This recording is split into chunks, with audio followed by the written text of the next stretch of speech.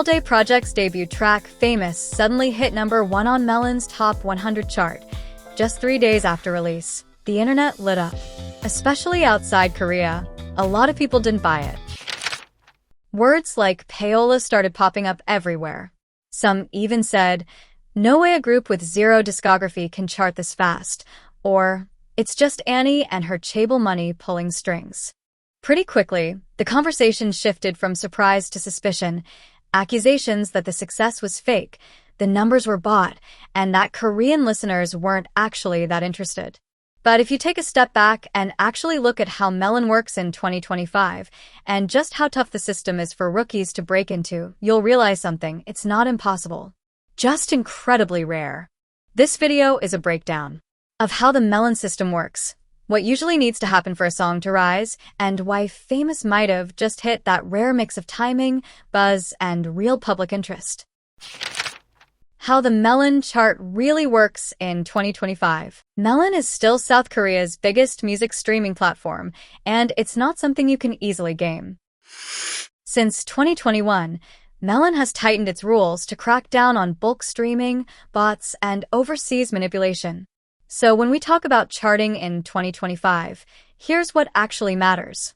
The Top 100 chart, Melon's main ranking, updates every hour. And while total streams still count, what really drives the chart is unique Korean listeners. So even if one person streams the song 100 times a day, it helps with raw stream numbers. But for charting, it still only counts as one unique listener. It's their way of measuring how widespread the public interest is. So even with high total streams, if they're coming from a small group of fans playing on repeat, the song won't move much. That's why climbing the chart isn't just about fandom anymore. It's about reaching thousands of different people: casual listeners, office workers, students, commuters. And unless you've got UL power on the level of someone like Lim Youngwoong, it's incredibly hard to break into the top. Another key point: only verified Korean accounts count toward chart data. International fans can definitely boost buzz online, but when it comes to actual chart position, their streams don't affect the numbers. That's what makes topping Melon's Top 100, especially as a rookie, such a big deal. Because at the end of the day, it's the Korean public's interest that decides whether a song really climbs. What Payola actually means, and why it doesn't fit here. Payola usually means paying for artificial exposure, radio spins, playlist placements, algorithm boosts. It's a long-standing issue in the Western music industry. But when it comes to Melon, that's not how the system works.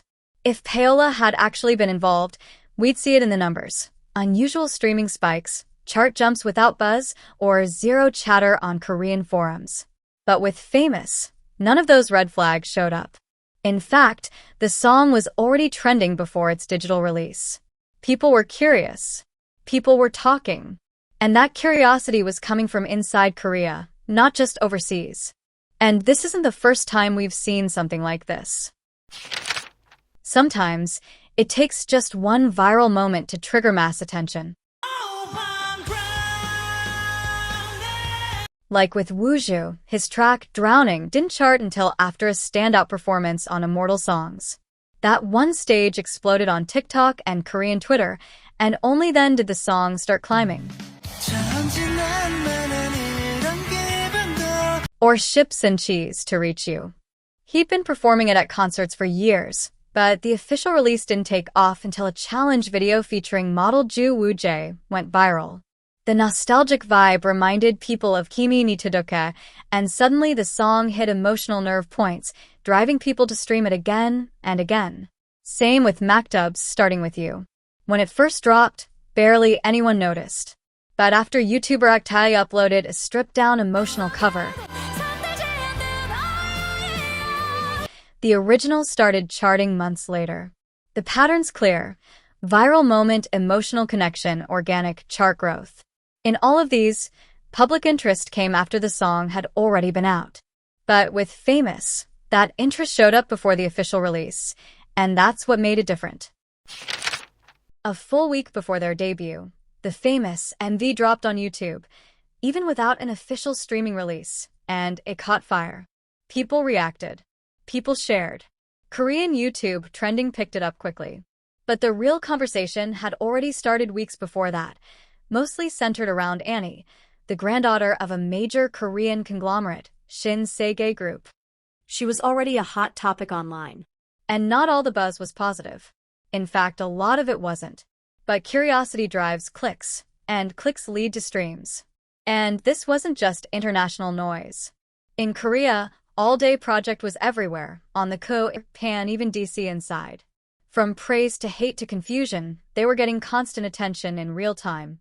People debated Annie's visuals, discussed the risks of a co-ed group, and speculated about the label's strategy. And more importantly, they kept talking.